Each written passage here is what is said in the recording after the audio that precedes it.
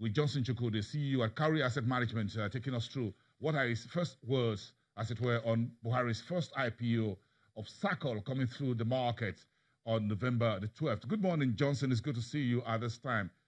We appreciate your time. This is one development as far as the administration is concerned, talking about doing some asset sale to fund budgets and a few other things. How are you taking this news hitting your streets? If there's an IPO, yes, that's some good business coming through on your market street.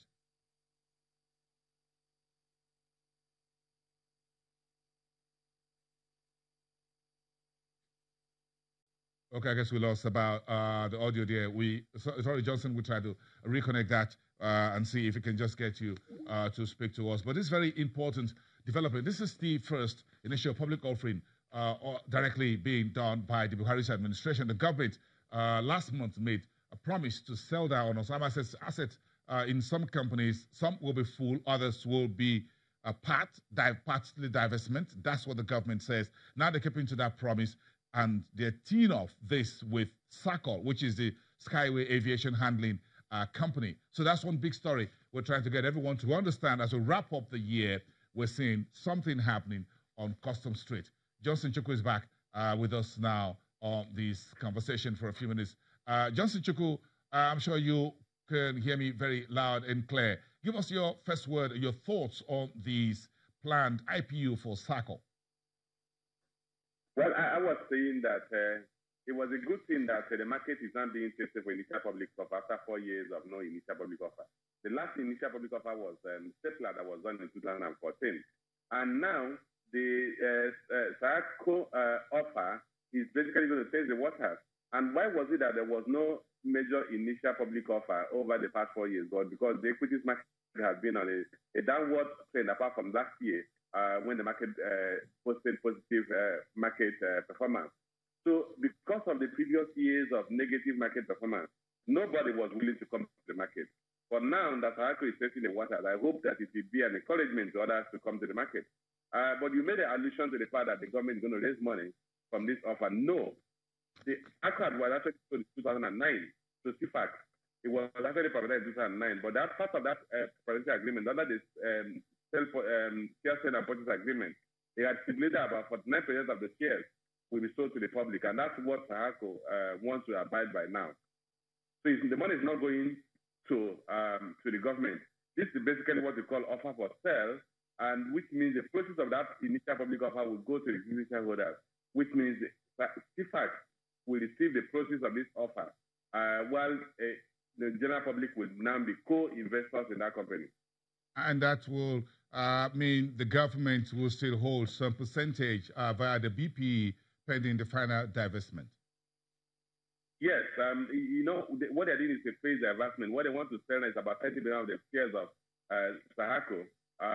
Subsequently, about 19% will be sold.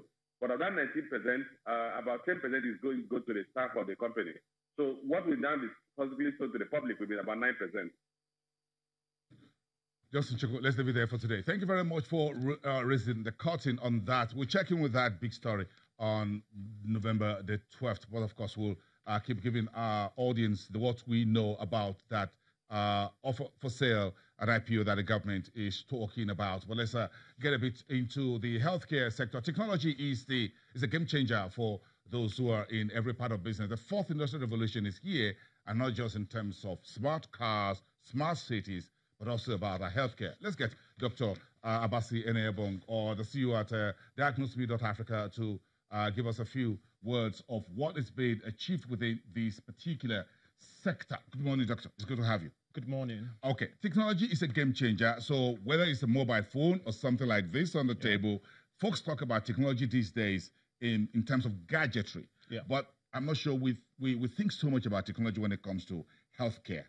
Yes, so typically in Nigeria, technology hasn't really made a lot of impact in healthcare, but Nigeria has a lot of problems infrastructurally when it comes to healthcare.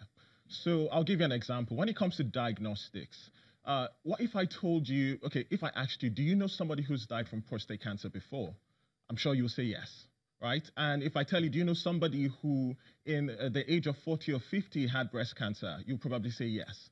Now, what if I told you that in other countries that people don't die from prostate cancer again? That the survival rate of prostate cancer is 100%. Or what if I told you as well that women who have breast cancer in their 40s and 50s have genes that predispose to breast cancer, and those cancers can be prevented? Now, what we are doing is we are looking at how we can use technology to bridge the infrastructural gaps in the diagnostic sector. Because when you look at majority of the labs in Nigeria, we don't have what you call molecular diagnostics capabilities. So what we have done using technology is we have been able to set up a website, right, where people can access all the tests that typically are not present in the country. But that's good. That's good. But again, technology costs money. So we need to invest in healthcare technology, and these are not very cheap on the street equipment. Of course. So how do you think we can leverage? Where do you think the money will come from on this investment? Do you think the government should invest in? Do you think private investors should do it? So both private sector and government should do investment, right? But here's the issue. If we were to go into every state to build molecular diagnostic capabilities, that would be very expensive. However, if you have a centralized lab approach, wherein you have this big lab somewhere and you use technology to basically leverage space so that people, say, in Abuja and in Enugu can access the same test basically by going to a web platform, ordering the test, and somebody delivers their samples to this central lab, right? They get their results. The doctors in Enugu and Abuja can perform their jobs. So some state governments or state governors building huge hospitals across their various states, would that still be a good investment? To be honest, I wouldn't say that is so much of a good investment anymore, right? Because we have a history of doing big infrastructural projects in Nigeria. And I've worked in the healthcare sector in Nigeria. I've consulted for many state governments as well. The problem is that those huge buildings are not where we really need the help. We need tools to help in what you call evidence-based medicine. In Nigeria now, you go to a doctor, if you're a cancer patient, and the doctor doesn't know how to differentiate the subtype of cancer that a patient has, and they put you on a generic drug, a drug that may not necessarily treat your particular cancer. Now, those are the types of investments we need in the country. We need tools. We need human capital investment. Of course, all of these are facilitated with investment dollars or nairas. But the issue is that big buildings have stopped making a difference. Because if you go back to those big buildings, and I won't mention some of them, 2 years, 5 years down the line, they are dilapidated. The equipment is stolen, or they have not even been able to leverage those equipments to do good, you know. And so I wouldn't recommend that we start doing white elephant projects in the healthcare sector. Big buildings don't necessarily make good hospitals. No, technology-based. Big buildings don't make good hospitals. What makes good hospitals is bringing in the right management skills, bringing in the right clinical skills, and making sure that you have technology facilitating everything. Let's continue this conversation some other day.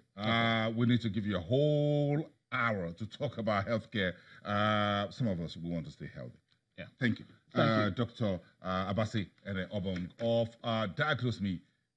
What is that again now? .Africa. Yes, they're just doing business in Nigeria. We'll talk about that some other day. Put in some healthcare in your side for today. But again, we have quite a lot of issues around the commodities market. The NLC strikes are over, or stay action, at least for now. But what does it mean for the consumers market?